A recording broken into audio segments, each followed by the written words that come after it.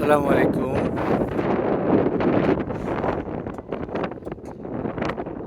আমার লাল নিয়ে আসলাম বাংলাদেশ মায়ানমার বর্ডারে। বর্ষার শুরু এখন, দেখুন মেঘ। কিছুক্ষণ আগেও বৃষ্টি হলো, আবার বৃষ্টি হবে। এটা হচ্ছে দিঘি, এখন শুকিয়ে ফেলছে দেখেন। শুকিয়ে এখানে হচ্ছে নিচে তিরপাল তিরপাল দেওয়া হচ্ছে। প্রচণ্ড বৃষ্টি আসছে, কোথায় যাবো? যাওয়ার কোনো জায়গায় নেই, এখানে এমন জায়গায় আসছে।